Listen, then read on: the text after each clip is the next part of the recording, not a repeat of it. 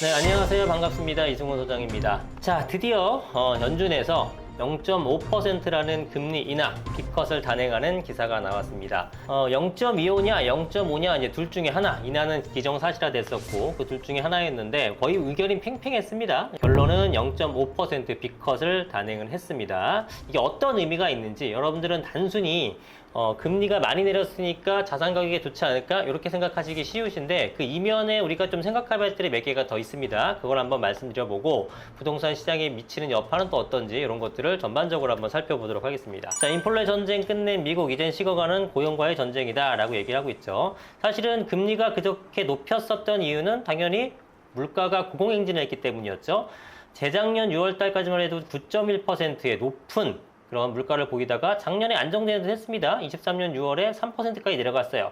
그러다가 다시 올라가는 모습을 보이게 되면서 금리 인하할 때가 아니다 라고 하다가 올해는 지속적으로 좀 하락을 했습니다. 그래서 현재는 24년 8월 기준 2.5%인데 미국의 물가 목표치는 2%예요. 2%포인트보다는 조금 더 높기는 하나 이게 지속적으로 추세적으로 내려가는 모습이기 때문에 올려도 관계없겠다라고 판단한 거고요.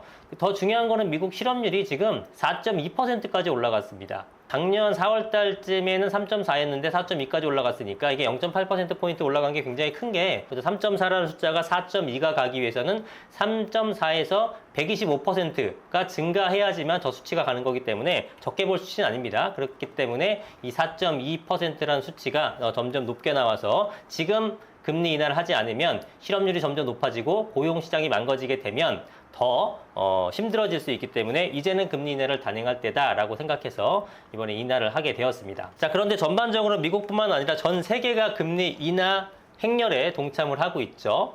영국과 유럽 같은 경우도 이미 금리 인하를 시작했습니다. 영국은행은 지난달에 0.25%포인트 인하를 했고요. 유럽 중앙은행도 0.25%포인트 내리고 있고 그 다음에 캐나다 같은 경우는 이미 3회 연속 금리를 내렸고 다음 달에도 또 추가 인하를 할 것으로 전망이 되고 있죠. 그래서 전 세계의 모든 나라가 지금 너무나 비정상적으로 높아진, 그러니까 이거는 원인이 뭔지 아시죠? 코로나로 인해서 엄청나게 돈풀기를 했고 그 돈풀기 때문에 물가가 상승을 했고 물가를 잡기 위해서 금리 인상을 했는데 물가가 좀 안정되다 보니까 원래 지금보다 낮은 형태의 중립금리 쪽으로 옮겨가는 그런 모습을 보이고 있는 겁니다. 자, 페드가 피벗을 시작하면 신흥국은 통화정책 운용의 여지가 커질 것으로 예상된다. 피벗을 한다는 것은 어떤 방향을 전환하는 겁니다. 그러니까 지금까지는 금리 인상기였다가 진짜 2년 몇 개월 만에 인하로 바뀌었죠. 그러니까 이게 싹 방향 전환하는 것을 피벗이라고 하는 거고 이렇게 페드가 피벗을 시작하니까 신흥국은 통화정책 운용의 여지가 커질 것으로 예상된다. 이게 무슨 의미냐면은 우리나라도 마찬가지가 되는데 우리나라 금리가 지금 3.5입니다. 근데 미국의 금리가 5.5예요. 원래는 어땠습니까? 미국의 금리가 우리나라 금리보다 훨씬 더 낮았죠.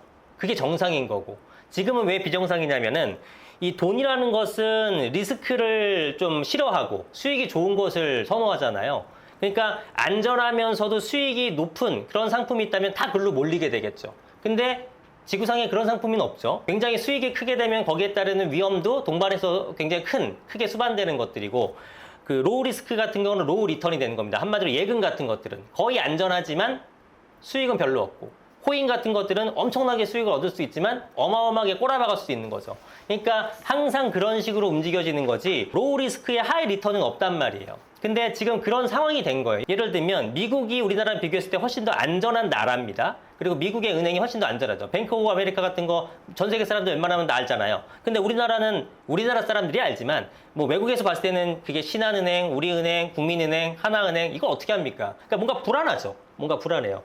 그렇기 때문에 우리가 그 외화 자금들을 좀 확보를 하기 위해서는 당연히 리스크가 있다고 생각하는 사람들한테 그만큼 맞춰서 그 금리를 높여줘야지만 돈을 끌어올 수 있단 말이에요. 근데 지금은 어떤 상황이냐면은 미국의 은행이 안전하면서 미국의 은행이 더 많은 금리를 주는 상황인 거죠. 그러니까 당연히 우리나라에 있던 자금이 야 미국 가니까 훨씬 더 안전한데 금리도 더 많이 주네? 절로 가자 하고 돈이 옮겨가는 겁니다. 그래서 우리나라에 있는 달러들이 다 외국으로 빠져나가는 우려가 생기는 거죠. 그럼 어떤 일이 발생하냐면 우리나라 달러가 부족하게 되고 달러의 희소가치 때문에 환율이 올라가 버리는 거죠. 그래서 1달러에 1,000원 하던 것이 1달러에 1,500원이 되는 겁니다. 달러가 모자르니까. 달러가 귀하니까. 대표적으로 이런 수입 물가 같은 거 우리가 구해올 때 문제가 생기는 거죠. 예를 들어 뭐 석유를 갖고 오던 식료품, 공산품, 다양한 물품을 우리가 수입을 할 텐데 그게 변함이 없어요. 1달러라는 건 변함이 없는데 그거를 예전엔 우리가 1,000원에 갖고 왔다면 환율이 높아지는 바람에 이제는 1,500원에 갖고 와야 되는 겁니다. 그죠? 그러면은 높아진 수입 물가를 갖고 오는 도매상이나 수입 업체가 다 본인들이 감수할까요? 당연히 아니죠. 그 비용을 다 소비자가로 전가시키겠죠. 그러니까 물가가 버리는 겁니다. 그럼 물가가 올라갔으면은 한국은행에서 뭐 합니까? 물가를 잡기 위해서, 인플레 잡기 위해서 뭐 해야 돼요? 금리를 인상해야 되는 겁니다. 그렇기 때문에 미국이란 나라가 금리를 안 낮추고 있으면 우리 혼자 금리를 낮추면은 결국은 다시 금리 인상을 할 수밖에 없는 환경이 놓여지는 거예요. 그러니까 못 하는 겁니다. 그런데 지금 피벗을 시작해서 금리 인하를 시작했기 때문에 연준이 이제 신흥국이 통화정책 운용의 여지가 커질 것으로 예상된다고 얘기를 하는 거예요. 페드의 금리 인하에 맞춰 통화정책을 더 완화하면, 그러니까 즉 금리를 우리나라도 인하하게 되면은 국내 경기 둔화를 막을 수 있기 때문에. 그러니까 지금 전반적으로 전 세계가 경기가 좋지 않잖아요. 그래서 금리를 인하를 하긴 해야 되는데 연준 쟤네들은 가만히 있고 죽겠는 거죠. 뭐 이런 진퇴양난에 빠졌다가 드디어 이제 숨통을 좀 트이게 되는 그런 모습이 됐다라고 생각하시면 될 것 같습니다. 그래서 FOMC 위원회는 현 경제 상황에 대해 일자리 증가가 둔화되고 실업률이 최근 상승했지만 여전히 낮은 수준이다. 위원들은 올해 예상 실업률을 4.4% 상향 조정, 그러니까 4%에서 좀 더 올라간 걸로 상향 조정했습니다. 그러니까 실업률이 높아진 건 좋은 게 아니죠. 그러니까 그렇기 때문에 금리를 인하했어야 되는 거고, 인플레이션 전망은 2.6에서 2.3으로 좀 더 안전하게 내려왔고, 근원 물가도 2.8에서 2.6으로 낮췄기 때문에 뭐 이제는 금리를 인하해도 된다라고 판단한 겁니다. 위원회가 예측한 장기 중립금리 2.9% 수준으로 기존보다 다소 높다. 이게 지금 제가 볼 때 중요한 내용인데, 잘 보세요. 중립금리라는 것은 중앙은행의 기준금리 결정할 때 참고하는 어떤 기준이 되는 금리, 그러니까 준거금리라고 얘기를 하는데 그런 겁니다. 그러면 기존에는 2.7인가 그랬을 겁니다. 근데 2.9 수준은 기존보다 좀 더 높아졌죠. 이 뜻이 뭐냐면은 예전에는 2.7, 금리가 계속 내려가면서 2.7까지도 내릴 생각이 있었는데 이제는 웬만하면 2.9 밑으로는 안 내리겠다라는 겁니다. 2.9 정도게 되면은 굉장히 좋은 상태, 그러니까 뭐 침체도 오지 않고 경제도 적절하게 성장하고 이런 상태가 2.9로 본다는 그런 뜻이거든요. 그러면 이 중립금리가 만약에 2.7이었으면은 우리는 2.7이 중립금리를 향해서 달려가고 있었기 때문에 이렇게 내려갈 수 있었는데 이게 높아졌죠. 그러면 2.9보다는 안 내려간다는 의미니까 결국은 지금 연준이 시장을 바라보는 어떤 스탠스는 뭐냐면 이번에 빅컷을 단행했죠. 0.5, 0.25가 굉장히 팽팽하게 나눴었던 이유는 지금이 경기 침체 상황이라면 당연히 빅컷을 했어야 됩니다. 0.5 인하를 했어야 되는 거예요. 그런데 고민했다라는 것은 뭐냐면 지금은 경기 침체 상황까지는 아니에요. 다만 경기 침체 우려는 있었겠죠. 그러한 걱정이 있었기 때문에 0.5%를 했던 거고, 그런데 미리 선제적으로 경기 침체가 확연하게 오지 않았음에도 불구하고 빅컷을 단행했기 때문에 경기 침체의 가능성, 우려는 좀 더 사라졌고, 그렇기 때문에 금리는 더 많이 2.7까지 안 내리고 요 정도만 내려도 될 거라고 본 겁니다. 반대로 0.25%만 내렸으면은 분명히 중립금리가 2.9까지 안 올라갔을 겁니다. 2.7로 머물렀었거나 했을 거예요. 왜냐하면 0.25%포인트만 내렸다라는 건 무슨 의미냐면은 경기 침체 우려가 좀 더 높아졌다는 거죠. 상대적으로 0.5% 빅컷을 단행했을 때보다 0.25%만 내렸다면은 경기 침체 우려가 좀 더 높아진 거죠. 그러면 경기 침체가 나중에 오거나 그런 상황이 도래할 것 같게 된다면은 더 빠르게 금리 인하를 내리면서 그거를 막아줘야 된다는 얘기입니다.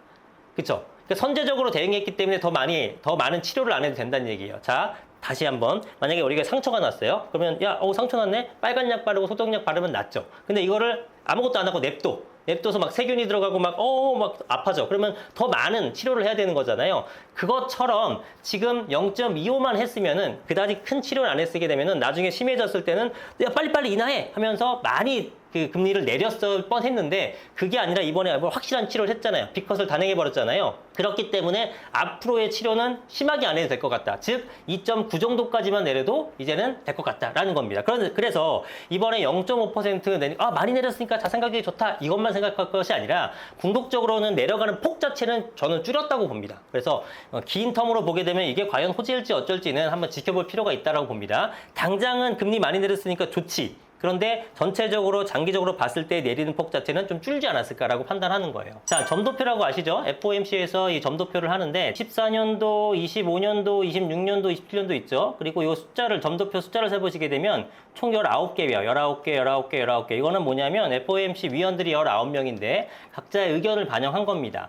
그래서 24년도 걸 보게 되면은 여기 숫자가 잘 보이실지 모르겠는데 퍼센트라고 써있죠. 그래서 지금 가장 많은 의견은 여기에요. 요 사이, 여기죠. 요 구간이 뭐냐면 4.25에서 4.5%입니다.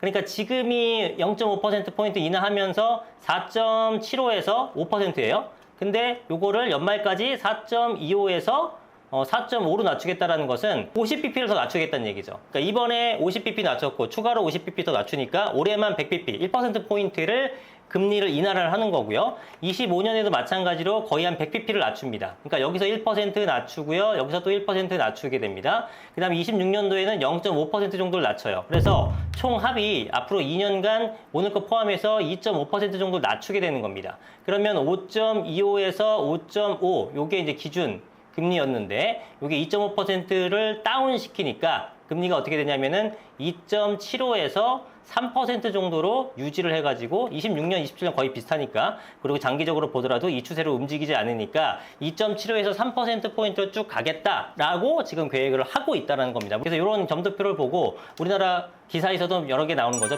기준금리 0.5% 비컷 연내 또 추가 인하 예고를 하고 있다라고 하는 거고 우리나라도 이제 인하를 가능성이 높아졌다 이런 얘기들을 하고 있는 거죠. 자, 그래서 우리나라도 지금 사실 금리를 인하해야 되는 시점은 맞죠. 이미 도래했다고 봅니다.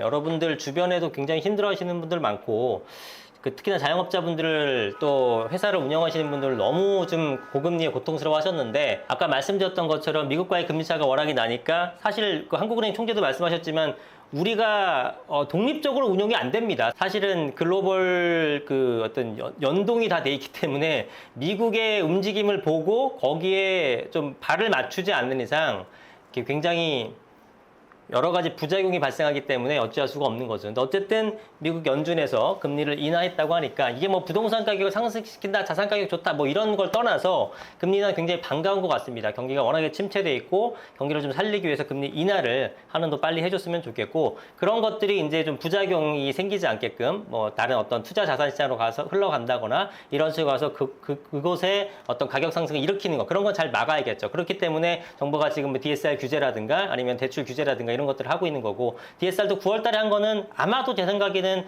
연준이 9월 달쯤이면 금리 인하를 할 걸 감안해서 그걸 상쇄시키기 위함이 아닌가라는 생각이 듭니다. 어쨌든 오늘은 0.5%포인트 금리 인하를 한 연준의 얘기를 말씀드렸고요. 이것이 이제 부동산 시장에 흐르는 영향은 굉장히 드라마틱하게 될 것 같지는 않습니다. 왜냐하면 인하라는 걸 거의 다 예측을 했던 상황이었고 그 다음에 앞서 말씀드린 것처럼 이 금리 인하가 부동산 시장으로 흐르지 못하게끔 굉장히 정책적으로 쪼이고 있는 상황이기 때문에 이 금리 인하로 인해서 가격이 어떻게 크게 움직이거나 이럴 것 같지는 않습니다. 다만 다른 이유로 가격이 올라갈 수는 있겠죠. 똘똘한 한 채를 살 수밖에 없게 만드는 이런 정책이나 세금 환경, 그 다음에 공급의 부족에 대한 사람들의 심리, 그걸 어떻게 해소시켜주지 못하고 있잖아요.